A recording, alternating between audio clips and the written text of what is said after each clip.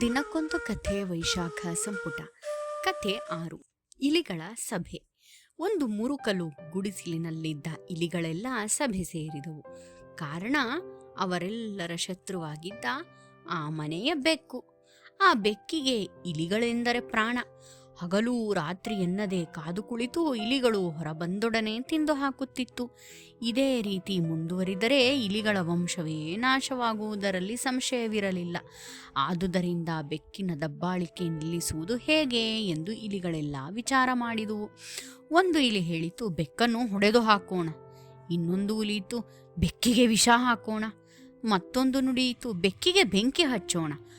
ಆದರೆ ಆ ಕೆಲಸಗಳನ್ನು ಮಾಡುವುದು ಸುಲಭವಲ್ಲ ಎಂದು ಎಲ್ಲ ಇಲಿಗಳಿಗೂ ಗೊತ್ತಿತ್ತು. ಕಡೆಗೆ ಸಣ್ಣ ಇಲಿಯೊಂದು ಮೇಲೆದ್ದು ಹೇಳಿತು, ನಾನೊಂದು ಉಪಾಯವನ್ನು ಯೋಚಿಸಿದ್ದೇನೆ. ಅದನ್ನು ನಾವು ಮಾಡಿಬಿಟ್ಟರೆ ಬೆಕ್ಕಿನ ಭಯವೇ ನಮಗಿರುವುದಿಲ್ಲ.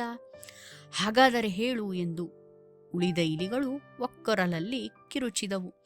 ಸಣ್ಣ ಇಲಿ ಟಿವಿಯಿಂದ ನಿಂತು ಗಂಟಲು ಸರಿಪಡಿಸಿಕೊಂಡು, ಬೆಕ್ಕಿನ ಕತ್ತಿಗೆ ಒಂದು ಗಂಟೆ ಕಟ್ಟಬೇಕು. ಆಗ ಬೆಕ್ಕು ಎಲ್ಲಿ ಬರುತ್ತಿದ್ದರೂ ನಮಗೆ ಗೊತ್ತಾಗುತ್ತದೆ ಎಂದು ನುಡಿಯಿತು.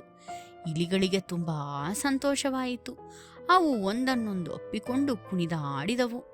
ಆಗ ಬುದ್ಧಿವಂತ ಇಲಿಯೊಂದು ಕೇಳಿತು, ಎಲ್ಲ ಸರಿಯೇ, ಆದರೆ ಬೆಕ್ಕಿಗೆ ಗಂಟೆ ಕಟ್ಟೋರು ಯಾರು?